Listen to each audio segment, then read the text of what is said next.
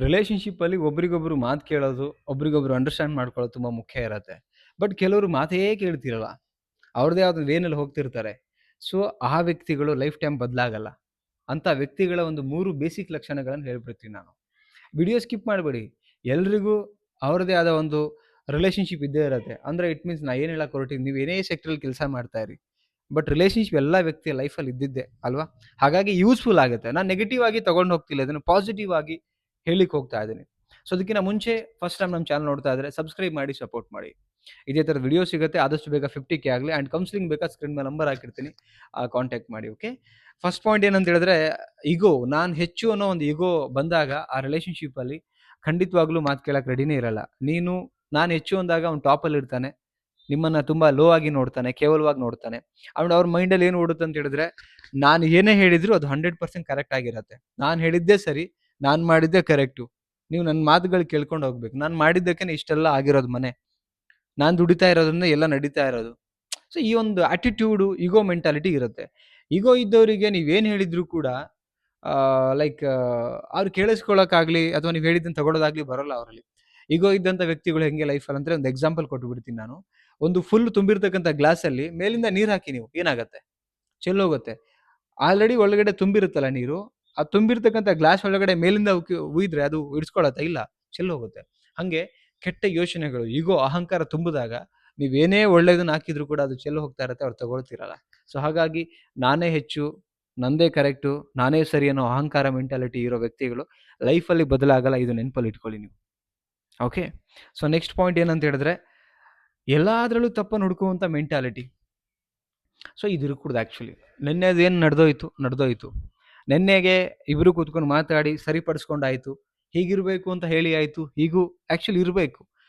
But ನೆನ್ನೆಯದೇ ಇವತ್ತು ಅದೇ ವಿಚಾರ ತಕ್ಕೊಂಡು ಜಗಳ ಮಾಡೋದು. ಅದೇ ಕ್ಯಾಸೆಟ್‌ನ ರಿಪೀಟ್ ಆಗುವಂಥದ್ದು. ಇವತ್ತು ಒಳ್ಳೇದು ಮಾಡಿದ್ರೆ ಒಳ್ಳೇದನ್ನ ಹೊಗಳೋದು ಬಿಟ್ಬಿಟ್ಟು, ಒಳ್ಳೇದನ್ನ ಒಪ್ಕೊಳ್ಳೋದು ಬಿಟ್ಬಿಟ್ಟು ಬರೀ ಅದರಲ್ಲೂ ಎಲ್ಲಿ ಅಂತ ಹುಡುಕೋದು. ಸೊ, ಈ ಥರದ್ದು ಇರಕೂಡ್ದು ಆ್ಯಕ್ಚುಲಿ.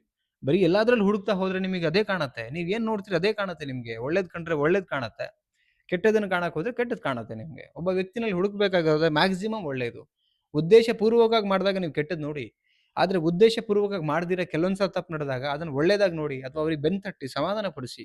ಇದು ಬೇಕಾಗಿರೋದು ಆ್ಯಕ್ಚುಲಿ ಒಂದು ರಿಲೇಶನ್‌ಶಿಪ್ಪಲ್ಲಿ. ಬಟ್ ಎಲ್ಲಾದ್ರಲ್ಲಿ ತಪ್ಪನ್ನು ಹುಡುಕುವಂಥ ವ್ಯಕ್ತಿ ಯಾವುದೇ ಕಾರಣಕ್ಕೂ ಲೈಫಲ್ಲಿ ನಾನು ಹೇಳ್ತಾ ಇದ್ದೀನಲ್ಲ ಬದಲಾಗಲ್ಲ. ಕಾರಣ? ಯಾಕೆ ಹೇಳಿ ನೋಡೋಣ?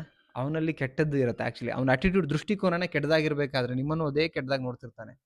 ನಾನು ನಂದೇ ಕರೆಕ್ಟ್ ಅನ್ನೋ ಮೆಂಟಾಲಿಟಿನಲ್ಲಿ ಬದುಕಿದ್ರೆ ಜಗತ್ತು ಕೆಟ್ಟದಾಗಿ ಕಾಣ್ತಾ ಹೋಗುತ್ತೆ. ಊಟ ಕಾಣುತ್ತೆ. ಓಕೆ. ನೆಕ್ಸ್ಟ್ ಪಾಯಿಂಟ್ ಏನಂತ ಹೇಳಿದ್ರೆ, ರಾಕ್ಷಸತ್ವ ಗುಣ ಇರುವಂಥ ಮೆಂಟಾಲಿಟಿ ಇರೋ. ಮನುಷ್ಯತ್ವ ಬೇಕು ಮನುಷ್ಯನಿಗೆ, ರಾಕ್ಷಸತ್ವ ಬೇಡ ಆ್ಯಕ್ಚುಲಿ.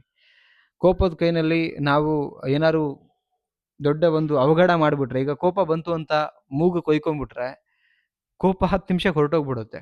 ಆದರೆ ಮೂಗು ಕೊಯ್ಕೊಂಡ್ಬಿಟ್ರೆ ಜೋಡಿಸೋದು ಕಷ್ಟ ಆಗತ್ತೆ. ಮತ್ತೆ ಮೊದಲಿನ ಥರ ಆಗಲ್ಲ. ಓಕೆ. ಆಪರೇಷನ್ ಮಾಡ್ಬೋದು, ಹೊಲಿಗೆ ಹಾಕ್ಬೋದು, ಏನೇ ಹಾಕ್ಬೋದು. ಬಟ್ ಒರಿಜಿನಾಲಿಟಿ ಕಳ್ಕೊಂಡ್ಬಿಡ್ತೀವಿ. ಹಾಗೇನೆ ನಾನು ಹೇಳೋದು, ಕೋಪದ ಕೈನಲ್ಲಿ ರಾಕ್ಷಸತನ ಬೆಳೆಸ್ಕೊಂಡು ಮನುಷ್ಯತ್ವ ಇಲ್ದಿರ ಅವ್ರು ಹೊಡಿಯೋದು, ಬಡಿಯೋದು, ಕೇವಲವಾಗಿ ಮಾತಾಡೋದು, ಕೇವಲವಾಗಿ ಬೈಯೋದು, ತುಂಬಾ ಕೇವಲವಾಗಿ ನಡ್ಸ್ಕೊಳ್ಳೋವಂಥದ್ದು, ಅನುಮಾನ, ಅವಮಾನ, ಅರ್ಥ ಮಾಡ್ಕೊಳ್ದೇ ಇರುವಂಥದ್ದು, ಹೀನಾಯವಾಗಿ ಮಾತಾಡಿಸುವಂಥ ರೀತಿ, ಇದೆಲ್ಲ ಏನಾಗತ್ತೆ, ರಾಕ್ಷಸತನ ತೋರಿಸ್ತಾ ಹೋಗುತ್ತೆ ಮನುಷ್ಯನ ಲೈಫಲ್ಲಿ. ಓಕೆ. ಸೊ, ಹಾಗಾಗಿ ಹೇಳ್ತಿರೋದು ನಾನು ಏನು ಅಂತ ಹೇಳಿದ್ರೆ, ಸೊ, ನಾನು ನಿಮಗೆ ಸಜೆಸ್ಟ್ ಮಾಡೋದು, ನಿಮ್ಮ ರಿಲೇಶನ್‌ಶಿಪ್ಪಲ್ಲಿ ಈ ವ್ಯಕ್ತಿಗಳಿಗೆ ನೀವು ಸಜೆಷನ್ ಮಾಡೋಕ್ಕೆ ಹೋಗಬೇಡಿ. ಈ ಥರ ಮೆಂಟಾಲಿಟಿ ಇತ್ತು ಅಂತ ಹೇಳಿದ್ರೆ ಅವ್ರು ಯಾವುದೇ ಕಾರಣಕ್ಕೂ ಬದಲಾಗಲ್ಲ. ನೀವು ಬದಲಾಗಬೇಕಲ್ಲಿ. ನಿಮ್ಮಲ್ಲಿ ಚೇಂಜಸ್ ತಂದ್ಕೋಬೇಕು ನೀವು. ಅವಾಗಲೇ ಅವ್ರು ಸರಿ ಹೋಗ್ಲಿಕ್ಕೆ ಸಾಧ್ಯ. ನೀವು ನಿಮ್ಮಲ್ಲಿ ಚೇಂಜಸ್ ತಂದ್ಕೊಳ್ದಿರ ಅವ್ರಿಗೆ ಚೇಂಜಸ್ ಮಾಡಬೇಕು ಅಂತ ಹೊರಟ್ರೆ ನಿಮ್ಮ ಬುದ್ಧಿ ಹಾಳಾಗ್ತಾ ಹೋಗುತ್ತೆ. ಓಕೆ. ಹಾಗಾಗಿ ನಾನು ಹೇಳ್ತಿದ್ದೀನಿ, ಈ 3 ಲಕ್ಷಣ ಇರೋ ವ್ಯಕ್ತಿ ಲೈಫಲ್ಲಿ ಬದಲಾಗ್ತಾರೆ ಅನ್ನೋ ಎಕ್ಸ್ಪೆಕ್ಟೇಷನ್ ಬಿಟ್ಟು ನಿಮಗೋಸ್ಕರ ಬದುಕೋದನ್ನು ಶುರು ಮಾಡಿ. ನಿಮ್ಮ ಲೈಫ್ ಚೆನ್ನಾಗಿರುತ್ತೆ. ಅವರೊಟ್ಟಿಗೆ ನಿಮ್ಮ ಲೈಫ್ ನೀವು ಚೆನ್ನಾಗಿ ಕಾಣ್ಕೋಬೋದು ಅಂತ ಹೇಳ್ತಾ, ಏನನ್ನಿಸ್ತು, ಹೇಗನ್ನಿಸ್ತು ಕಮೆಂಟ್ ಸೆಕ್ಷನಲ್ಲಿ ಕಮೆಂಟ್ ಮಾಡಿ. ವಿಡಿಯೋ ಇಷ್ಟ ಆದ್ರೆ ಲೈಕ್ ಮಾಡಿ ಆ್ಯಂಡ್ ಎಲ್ರಿಗೂ ಶೇರ್ ಮಾಡಿ ಅಂತ ಹೇಳ್ತಾ, ಮತ್ತೊಂದು ಟಾಪಿಕಲ್ಲಿ ಸಿಗೋಣ. Thank you so much. Bye.